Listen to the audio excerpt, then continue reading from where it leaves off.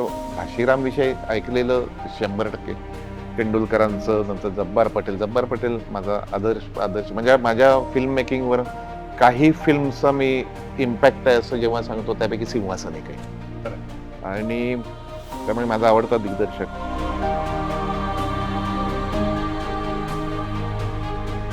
तेंडुलकरांचं ते पुस्तक वाचलं की जवळजवळ ते रंगावरती त्याची रंगसूचना कंसात एवढ्या आहेत की तसंच्या तसं ते समोर उभं राहतं.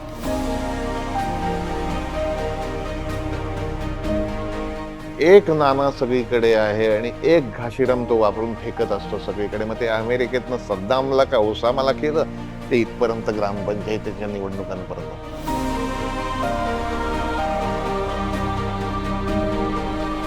75 जणांना घेऊन दौरा करणं हे तितकंच आव्हानात्मक आहे किंवा काय ओव्हरऑल या सगळ्या गोष्टीबद्दल?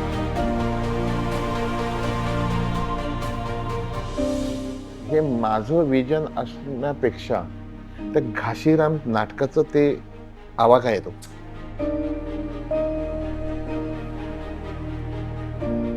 एक हरफन मौला असा आहे संजय मिश्रासारखा जो स्वतःच्या घरी एक प्रीस्ट आणि एक मौलवी आणून ठेवतो, आणि एक अभिजित पानसे असा आहे जो संजय मिश्राला स्वतःच्या घरी आणून ठेवतो.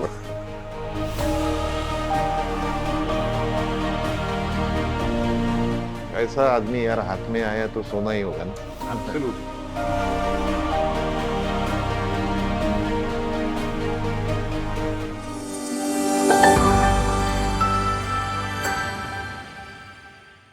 घाशीराम कोतवाल आत्ताच्या काळात करायचंय तर त्याच्यासारखा दिग्दर्शकापेक्षा वेगळं नाव असू शकत नाही, ज्याला अभिनय आणि रंगमंचही, राजकीय रंगमंचही आणि अभिनयातल्या रंगमंचही पाठ आहे. तर अभिजित पानसेपेक्षा वेगळं नाव असू शकत नाही, आणि त्यातही हिंदी कलाकृती तो करतोय. एकीकडे असणारा वाद वेगळा आहे, पण मराठीला मोठं करण्याचा जो त्याचा असणारा प्रयत्न आहे त्याकडे आपण बघूया. आणि निश्चित अभिजित, या सगळ्या प्रयत्नांबद्दल तू बोलावास. आणि इनोव्हेशन विदिन अ फ्रेमवर्क हे कायम तुझं शक्तिस्थान राहिलेलं आहे. मग ते रुईयाचा नाका असो, ते आतापर्यंतच्या तिथल्या एकांकिकेपासून आतापर्यंतच्या नाटकापर्यंत मधल्या वेबसिरीज वगैरे सगळं आलं, सिनेमा पण आला. पण या सगळ्यात आत्ता संजय मिश्राला घेऊन घाशीराम कोतवाल करावं हे मनात कसं आलं, काय घडलं, आणि घाशीराम आत्ता करावं याचा रिलेव्हन्स तुझ्या अर्थाने आणि त्याचा अर्थान्वय अर्थ तू सांगावास असं वाटतं? नाही, खरं तर थोडासा अगदी खरं सांगायचं तर थोडा योगायोग सुद्धा आहे. तो असा आहे की गेले 2 वर्षापूर्वी 3 वर्षापूर्वी मी माझं पब्लिशिंग हाऊस सुरू केलं होतं. आणि तेही एक मला पब्लिशिंग हाऊस सुरू करायची इच्छा होतीच. पण अचानक एकदा मी महाराष्ट्र टाइम्समध्ये बातमी वाचली की कुसुमाग्रजांचं साहित्य प्रकाशकाच्या प्रतीक्षेत. मी 2दा सकाळी खाडकन झोप उडाली. म्हटलं ज्या माणसाच्या जन्मदिवसाला आम्ही मराठी भाषा गौरव देऊन करतोय, आणि मग त्याचा पाठपुरावा केला वगैरे वगैरे वगैरे. आणि मग ते मी कुसुम, तुला माहिती आहे कुसुमाग्रजांचं एक भव्य असंग्रहित त्यांच्या साहित्याचं आणि कवितांचं काही अप्रकाशित असं ते केलं. पण तेव्हाही दुसरं मी जे पुस्तक, खरं तर मला पब्लिशिंग हाऊस सुरू करण्यामागचा हेतूही तो होता की दुसरं मी अरुण कोलटकरांच्या भिसकी वही जी आहे त्याचं फ्रेंच अनुवाद मी करण्याचा प्रयत्न करत होतो. ते काही कारणामुळे पुढे मागे झालं नाही. पण त्याही वेळेला मी जेव्हा रावण पब्लिशिंग हाऊसच्या प्रत्येक कार्यक्रमात असेल किंवा त्या संदर्भात मी जिथे जिथे बोललेलो आहे, तिथे मी हेच म्हणलं की काय आहे की मराठीमध्ये आपण इतर भाषातल्या साहित्यकृती खूप वाचू शकतो. म्हणजे तू मराठीत शेक्सपियर वाचू शकतोस, मंटो वाचू शकतोस, अमृता प्रीतम म्हणजे बाहेरचं किंवा इंग्लिश साहित्य खूप वाचू शकतोस. आणि आता तर OTTचा पिरियड आहे, तर तू स्पॅनिश मधली नार्कोस बघतोस, तू कांतारा बघतोस. आता तर अजून लिबरल झालंय ते. कोरियन कॉन्टेंट पासून सगळं, के ड्रामा तर आता सगळं तुम्ही बघता. पण तू इतर भाषेमध्ये मराठीतला कॉन्टेंट काय गेलाय असं जर थोडासा अभ्यास केला की जो मी केला होता, तर फार नगण्य तुला उदाहरणं दिसतील. आणि म्हणजे मी हे थोडं इलॅबोरेट करून तुला का सांगतोय की असं नाहीये की मी घाशीराम कोतवाल करतोय म्हणून आता माझी ही भूमिका झाली आहे, म्हणून मी ते पब्लिशिंग हाऊसचं सांगितलं. आणि हे बॅक ऑफ द माइंड माझ्या कायम राहिलं की हा म्हणजे कोणाचा दोष मी म्हणत नाही, पण हा एक दुर्लक्ष नक्की आहे, की तुम्ही मराठी भाषेचा सार्थ अभिमानाविषयी बोलतो आपण किंवा अस्मितेविषयी बोलतो. अ, मराठीचं एक्सपान्शन असं आपण त्याला म्हणू, की मराठीचं जागतिकीकरण हा जास्त योग्य शब्द आहे. याच्याकडे तसं फारसं आपलं लक्ष नाही गेलंय, की म्हणजे कुसुमाग्रज आणि केवळ म्हणजे आता तुला माहिती आहे मी कवितेतला माणूस आहे किंवा करंदीकर, बापट, कुसुमाग्रज म्हणजे अगदी आणि तुझ्या स्वतःच्या कविता आणि रॉय किणीकर पासून ते आम्ही ऍब्सोल्युटली आम्ही उत्तर रात्री अनेक उत्तर रात्री आम्ही अनेक घालवल्यात कवितांवर ढसाळांपर्यंत. अगदी म्हणजे सुरू आहे म्हणजे किंवा हे नुसतं कवींचा भाग नाही. म्हणजे पुबा भावे यांचे मी मध्यंतरी कथेचं एक रूपांतर केलं. केवढ्या वर्षांपूर्वी लिहिलेलं प्रत्येक तू असं साठोत्तरी म्हणजे नव्वदोत्तरी ते सगळ्यात अलिबाबाची गुहा आहे रे ती. ऍब्सोल्युटली म्हणजे अगदी म्हणजे तुकाराम पोचला कारण म्हणजे विपुलनी तर तुकासे पण या सगळ्या गोष्टीत आपण आपल्या आपल्यात आनंदी राहिलो की काय असं मला वाटतं. हा एक भाग त्याचा महत्वाचा. आणि दुसरं मला घाशीराम कोतवाल भालचंद्र कुबल यांनी 2-3 प्रयोग म्हणजे आता घाशीराम विषयी ऐकलेलं 100%. तेंडुलकरांचं नंतर जब्बार पटेल माझा आदर्श आदर्श म्हणजे माझ्या फिल्म मेकिंगवर काही फिल्मचा मी इम्पॅक्ट आहे असं जेव्हा सांगतो त्यापैकी सिंहासन एक आहे. खरं आणि त्यामुळे माझा आवडता दिग्दर्शक. तर हे सगळं ऐकलं होतं. पण आम्ही नाटक बघितलं नव्हतं कधी काशीराम. मी बघितलं नाहीये अजून. म्हणजे ते कदाचित ब्लेसिंग इन डिसगाईज असं झालं मला ते, की मी जेव्हा चंदूनी मला सांगितलं, की असं-असं मी करतोय, मग ते तयार आहे वगैरे. तर मी म्हटलं बघू रे ते. मग ते हिंदी वसंत देवांनी रूपांतरित केलेलं. मी प्रेक्षकांना म्हणजे माहिती असेल फार मोठे गीतकार, संगीतकार वसंत देव म्हणजे त्यांचं उत्सव मधलं मन क्यू बहका रे बहका किंवा सांज जडले वसंतदेव, भारत एक खोज वसंतदेव. विलक्षण ताकद प्रतिभा असलेला मनुष्य आणि त्याचं भाषेवरती काय प्रभुत्व आहे रे. म्हणजे अवधी आणि मगधी भाषेत लिहिलंय ते सगळं प्रकरण. तर ते NSDनी काही प्रयोग केले होते हिंदीमध्ये म्हणजे त्या त्या भाषेला अनुसरून.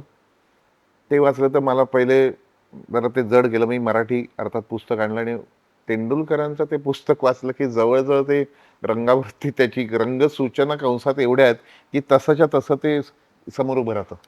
पुस्तक वाचताना, तो नाटक वाचताना ते उभं राहतं. आणि पण मला ते वाचताना फार म्हणजे काय आता ते फार मला आवडलं किंवा ते छान आहे असं म्हणण्याचं तेंडुलकरांविषयी मी काही बोलू शकतो म्हणजे काय बोलायचं. पण ते मला भयंकर कालातीत नाटक वाटलं. त्यातलं जे पॉलिटिकल त्याचा जो एक थ्रेड आहे, की एक नाना सगळीकडे आहे आणि एक घाशीराम तो वापरून फेकत असतो सगळीकडे. मग ते अमेरिकेतनं सद्दामला का ओसामाला केलं, ते इथपर्यंत ग्रामपंचायतीच्या निवडणुकांपर्यंत. त्याला काही देशाचं बंधन नाही, भाषेचं नाही, राज्याचं नाही. फक्त त्याच्यात एक समान मुद्दा आहे, की सत्ता. आणि ते इतकं मला भावलं, की मला ते असं दिसलं नाटक. आणि त्याच्यात ते ते तुला आता तू आणि मी आता अनेक काळ मित्र आहोत त्यामुळे तुला माहिती आहे मला तो आता ठापकन एक लागला ना की मग माझं ते चक्र सुरू होतं. आणि मी म्हणलं की करेंगे. निश्चित. रेगे पासून आतापर्यंतचं कायम वेगळेपण तू जपत आलायस. इनोव्हेशन विदिन अ फ्रेमवर्क अख्खं तुला दिसणारी फ्रेम ही कायम सिनेमॅटिक असते. ती फक्त या थिएटरच्या चौकटीत बांधत असताना त्यातला सिनेमॅटिक ऍस्पेक्ट कशा अर्थाने जपला आणि त्या अर्थाचं अपहरण होऊ न देता. एक तर मला ते नाटक मी जेव्हा माझ्या डोळ्यासमोर मी बघतो मी मी नेहमी म्हणतो ना की मी स्क्रीन प्लेच लिहितो म्हणजे कथा लिहितो ते मी स्क्रीन प्ले म्हणजे जे मी थोडंफार छोटंसं काम केलं त्याच्यात. तर त्याच्यात घाशीराम करताना पण मला तो असं दिसत होतं जेव्हा त्याला तू सिनेमॅटिक म्हण त्याला तू काय फ्रेम्स म्हण पण मला त्याची भव्यता ही विंग्स तोडून बाहेर जाणारी वाटते. ओके. मला आता मी खूप नाटकातला मनुष्य नाही. मी अतिशय नम्रतेने सांगतोय की मराठीतल्या संहिता नाटकामध्ये आपली नाट्य परंपरा इतकी अफाट आहे. पण मला असं वाटतं की मी जेव्हा म्हणजे त्या विंग्स, ते थिएटर, ते स्टेज याच्या बाहेर तोडून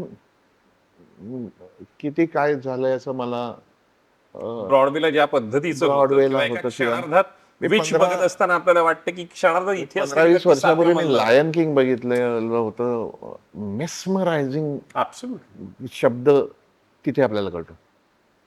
आणि मग आपण का नाही असा प्रयत्न करत? मागे मी एक खरं लॉकडाऊनमध्ये करत होतो एक खूप भव्य नाटक, पण ते हे लॉकडाऊनच आला त्यामुळे ते राहिलं. द्रौपदी करत होतो मी. अ, तापस्सर लिहिलं. हां? तापस्सर नाही, लिहिलं. मी स्वतः लिहितो. मी आणि माझी एक सहकारी होती. तर आम्ही दोघं लिहित होतो आणि पण ते काही कारणामुळे ते हो. झालं नाही. घाशीराम मला बघताना मला तो जो इम्पॅक्ट आहे, काय मला अनेक जणांनी विचारलं, की "मग तू पण ती भिंत वापरली का? असं केलंयस का? तसं केलंयस का?" तर माझा फळा स्वच्छ होता. त्या फळ्यावर मी काही म्हणजे काय म्हणू आपण पाया तोच आहे. बीज तेच आहे. अ, पण झाडाला फुलं आणि फळं वेगळी लागलीत. खूप लागलीत आणि ते झाड खूप मोठं मला वाटतं. त्यामुळे 75 जणांचा क्रू घेऊन मी हे सादर करतोय. निश्चित या सगळ्यामध्ये ओव्हरऑल हल्ली प्रोड्युसर ज्या वेळेला बघतो त्यावेळेला परदेश दौरे ज्या वेळेला बघतो त्यावेळेला किती मिनिमलिस्टिक आपल्याला करता येईल ह्याच्याकडे हल्ली कल असतो जो उडारताने आहे. अशा वेळेला ह्या सगळ्यामुळे 75 जणांना घेऊन दौरा करणं हे तितकंच आव्हानात्मक आहे किंवा काय ओव्हरऑल या सगळ्या गोष्टीबद्दल मी त्याच्या लॉजिस्टिक्सचा विचार करणारा एकतर मी फार टेक्निकल निर्मात्याने. हां, मी निर्माता नव्हेच खरा तर. म्हणजे आकांक्षा ओमकार माळी माझ्याबरोबर निर्माते आहेत. आमचे मित्र ओमकार माळी आणि रावणमध्ये म्हणजे मी आणि अनिता पलांडे करतोय.